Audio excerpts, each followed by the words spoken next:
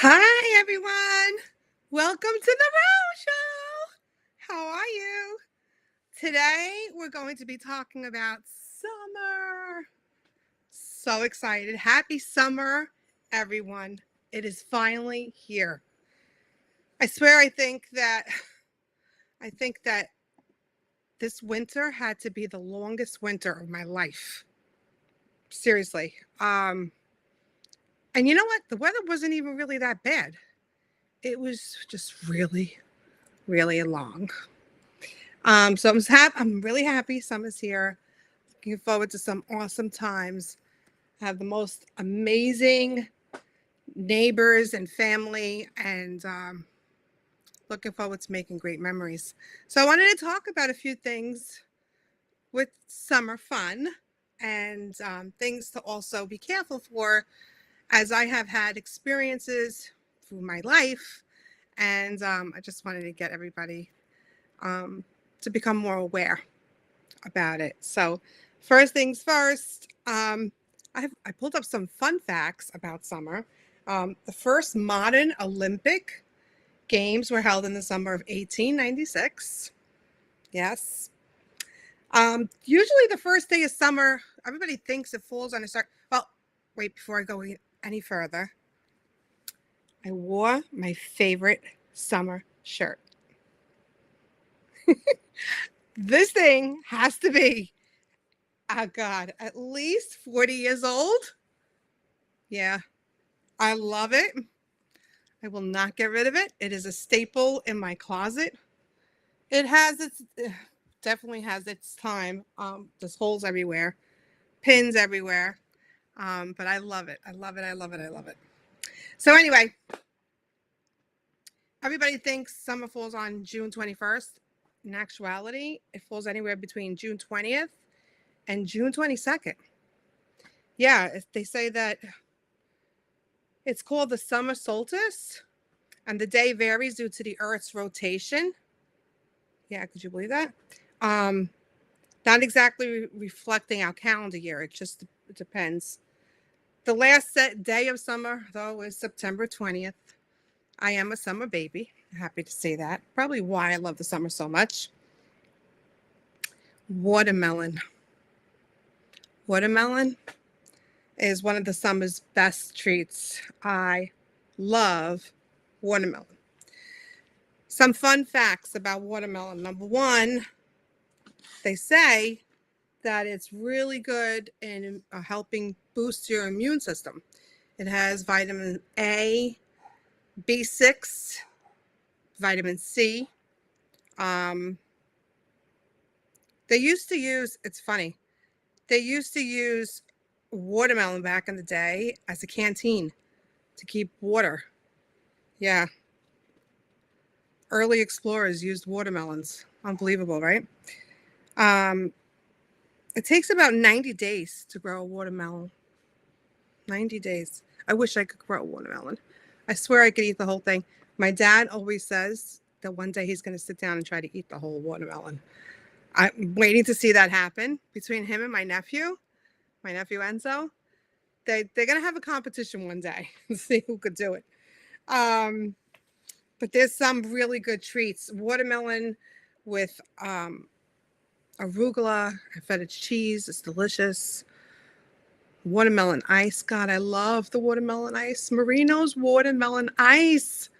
Oh, especially on the bottom, but it's all icy and just delicious. It gets all that sugary and all in that one spot. Oh my God, that's the best part. Some other things about summer. I this morning was I went to go take my son, drop him off, and I was watching from a distance. He is a lifeguard. He is a hero of the water, and I today was in awe watching him. He from taking them to the beach and running around when they're small and building the little sand castles and running back and forth and the shells, and then watching him today do his job was it brought tears to my eyes. His courage, his persistence. He always wanted to do it, and he did it. He did it. He's been doing it for years, and he loves it. He absolutely loves it. And I'm so happy. I'm happy that he loves it, and I'm happy he's my lifeguard, because the water can be really, really dangerous. People don't realize how bad it could be, but there are some, important tips for the water. Always, always, always don't turn your back, right? When you're in the ocean, because you just don't know when a huge wave is coming. Educate yourself before you go into the water. They say not to go into the water after a heavy rain either, or heavy storms. They say it causes more pollution in the water. So that is something that I would look out for. Always swim near a lifeguard. Always swim. So first of all, I think everybody should definitely take their child or their children to swimming lessons. If not, try to give swimming lessons. If you have a neighbor who has a pool, if you don't have a pool, it's an extremely important skill that I believe everybody should have.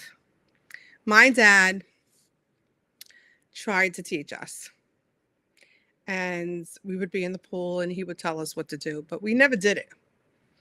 And then one day we went to this beach. I remember it like it was yesterday. My cousin Felicia and I were walking on this pier, and the pier went into the water.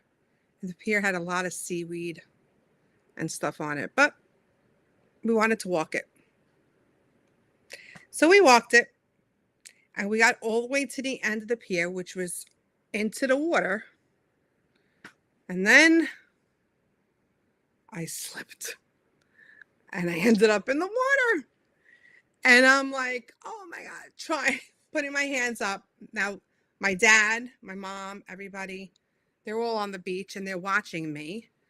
And I'm trying to put my hand out to my cousin for her to lift me up, to get me out. And looking at the same time at the beach to my parents, like, come get me, somebody come get me. Because I'm in the middle of swimming with all this seaweed, and God, back then the pollution was really bad. Empty water bottles. But anyway, the fear of having to swim was starting to take over. And my dad would not come get me. He just kept telling me, do what I told you to do. Do what I told you to do. Swim back. Do what I tell you to do. And I did it. I had no other choice. And I did exactly the exercises that he had taught me for all that time before, that I never used when we were in our own pool. When I got back, I was not happy. I did not talk to him. I was really, really mad.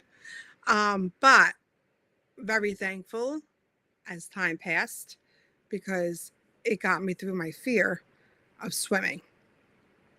I knew how to swim, but I just wasn't doing it.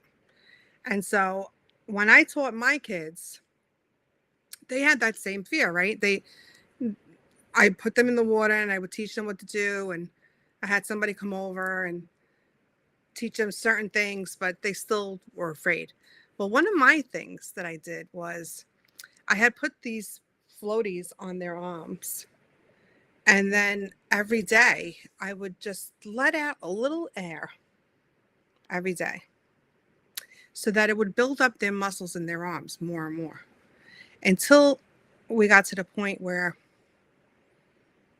there was no more air in those floaties. And I said to them, you guys, there's no air. You're swimming. You're actually swimming. And I'll never forget the look that they gave me, that they couldn't believe that they were actually swimming.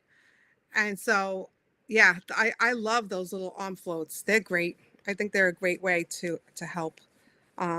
Definitely always seek professional advice.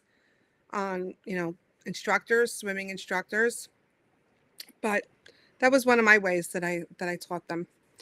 And I'm happy I did because they both love the water. My son's a fish in the water. One of my other things on the beach, well, don't swim alone, and don't swim without a lifeguard. Please. It happens all the time, and kids don't realize how bad it could actually get. There's a reason why there should be a lifeguard on the beach, and they really should listen and do it. And then trash. We need to pick up our trash after ourselves. And if you see any kind of sign of pollution in the water, I would report it because it's not good for people to be swimming in it. Hi, Sue. How are you? Happy summer. One of my favorite things this summer is the margarita. God bless his soul. My neighbor Victor used to come over with the big pitcher of margarita every time summer started. Oh, yeah. Miss him. So, some other important facts on the beach. Sand, guys, it's so important, but people don't realize how dangerous sand is. Um, you know, it's fun, yes. You dig the hole, you sit in it, you put the sand on your lap, whatever. But, someone, I think it was a brother, just recently died. He was 18 years old. I believe they were digging a hole. It was a deep hole. And he went in and then he couldn't get out. So it is extremely dangerous. Sand is no joke. It's heavy. Okay. Um, you know, especially little kids. If you let them lay down in the sand and you start putting sand on top of them, that's a heavy weight that's on top of their chest. That's just not good. Not good at all. You can't breathe, So yes, make the sand sculptures, which, guys, in Seaside, this starts on Sunday and it goes up until the 29th. They're having a sand sculpturing contest, and it's going to be amazing. There's people from all over the world that are coming down to see it and to actually do it. So I can't wait to see what some of those sculptures they come out amazing. I can't wait to see this year what they have going. Some other fun facts. For the water, we pretty much covered everything. For summer, theme parks are a lot of fun, but again, you got to be very careful. There's reasons why they have the signs when they're talking about either a heart condition or whether they're talking about certain clothing to wear. I had it in one of my other episodes. I talked about it. I once got stuck inside of a tunnel because I wasn't wearing a bathing suit. I was wearing a cloth tank top, which made me slow down on that rubber in the inside of the tube. And then I had to wiggle myself to try to get out of the tube. And when I got out, I hit that water so hard. Thank God one of my friends was there who pulled me out because I became unconscious underneath the water. So that's really important. And when you go to these amusement parks and stuff, if you're going with a big group, I always try for us to wear the same color. I go to Michael's, I get t-shirts all with like a nice fluorescent color. So we can kind of keep track of where everybody is. It's helped me through the years. Yeah, I think it works. Mosquitoes. I hate mosquitoes. And I hate those little gnats that have been out lately. I don't know why they're out so much. I don't think I've ever seen a year like this year, but they are terrors. Wear the bug spray, please. wear bug spray. I know a lot of people don't like it. I know Avon has Skin So Soft, which is great if you want to use something like that. But wear something because you can get really, really sick from a mosquito bite. My uncle recently last summer, he was in the hospital. They didn't think he was going to make it. And it just so happened that he ended up catching, I'm trying to remember the name of the virus that he got from the mosquito, but he caught it. He caught it. And he was really, really deathly sick with it. So, absolutely wear mosquito spray. Crabs. I think crabs are probably my favorite summer dinner. Well, crabs and I always love clam sauce. Clam sauce is like a given. I could eat clam sauce morning, noon, and night. Uh, but clam sauce you could use in the winter too. But crabs are a lot of fun to catch. And I'm lucky that I work hard to be able to live here and be able to crab right off my dock. Um, a little, soreness here and there between my shoulder hurting me and my neck hurting me, my back hurting me, but I still manage somehow with assistance to get those crabs out of that water.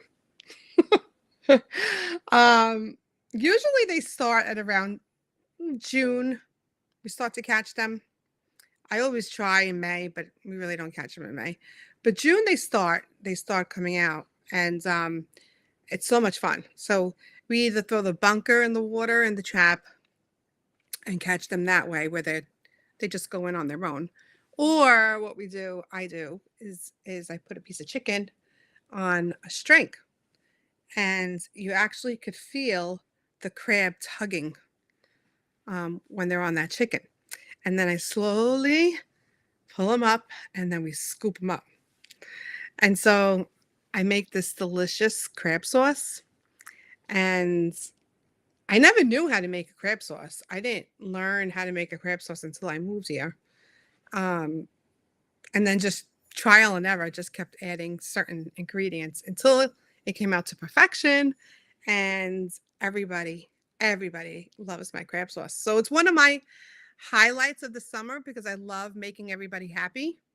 And so when I make the crab sauce, I'm putting smiles on everybody's faces, and it just warms my heart. But you need a nice amount of crabs to make a really good sauce, for sure. And I always, watch the rules. You can't catch any baby crabs. Not allowed. Throw them back.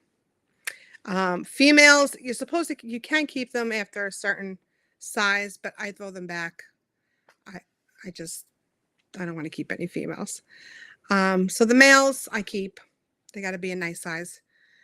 Cleaning them is a lot of fun, except that sometimes they're still alive even after you take off that shell. Yeah, and one got me so bad. As I was cleaning him, I was like, and there he was holding onto my finger. They really hurt. I've seen in this bay horseshoe crabs. They're adorable. They're like the dinosaur of the crab. I love horseshoe crabs. But when I was small, I had a really bad experience with a horseshoe crab. I remember I was probably about, I don't know, 9. And we used to go to the Rockaway Beach all the time in Brooklyn, Breezy Point. And we were running on the beach. And we used to catch these horseshoe crabs on the beach. And then we used to set them up, all of us kids, and have races to see whose was going to win. Oh my God, it was so much fun.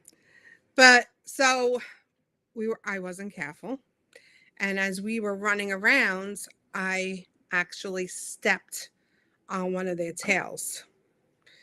And it went right through my foot. Yeah.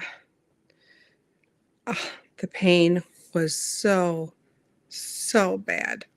I'll never forget that. Oh my God. Um, and now when I see them, it just literally brings me back to that day. I almost feel like I feel that ghost pain in my foot. I'm like, oh, I remember that. But they are cool looking. They really are. So for a good crab sauce, at least a dozen. At least a dozen. And so I make my crab sauce many different ways. And now I just started being creative and making like these little crab balls. They're delicious. Little, I call them the crab bites. Definitely have to have you over to have some. But the sauce that everybody goes crazy for is my red sauce. Yes, some people like the white sauce that I make with them, but the red sauce, and it's funny, I can't give anybody the recipe. I've been asked a million times from everybody, how do you make your red sauce? How do you make the sauce? How do you make the sauce? And I just can't give it out because it's so good that hopefully one day I'll be able to jar it and sell it. We'll see. So good that my neighbor, her brother lives in California, and he literally comes down from California every so often, and he wants the crab sauce. So who knows? Maybe that'll be something I take on to my one day. One day I'll be selling crab sauce. For now, I'll just keep feeding everybody and let them enjoy it. So what are some other cool facts about the summer? Well, July is National Blueberry Month. I love blueberries. God, I could eat them forever. And they're so good for you. They have so many antioxidants. They're really, really good for you. So yeah, July is National Blueberry Month. And there's, a lot of places in Jersey you could actually go and pick your own blueberries. I love making blueberry pancakes with the blueberries. Storms, everybody, as the hot summer days come, we're going to have our storms as well. Please, when there's lightning, don't be anywhere next to any kind of metal. Seek shelter. They say these things for a reason. I was showing houses, and as we got to this one house, we got into the house, and I'm like, what on earth? I'm looking, and there's a huge hole at the top of the ceiling, burned out. And when I found out what it was, they told me it was lightning. It was lightning that hit that house. Yeah. So crazy. So just be careful. And if you can get a generator, I think that's another must for summertime, because between blackouts or storms, power could go out. And so I think it's a really important thing to have in the household, especially if you have anybody older living with you. Really, really important, and they need stuff that needs to be plugged in. So that's worth definitely investing into. Television in the summer. It drives me crazy. It drives me crazy when people are in the house watching TV when it's absolutely gorgeous outside. Yes, I'm talking about my family. So one year, you know what I did? I cut the cable. One summer, kids were younger, and I was like, oh no, they are not staying in the house and watching TV. Not doing it. And so there was no way they could watch TV during that summer. So I got them out and about to do many different things. It's so important. We're stuck inside during the winter months. Definitely get outside for the summer months. I mean, look at the stars. Just take walks. It's so, so nice. Undivided family time, extremely important.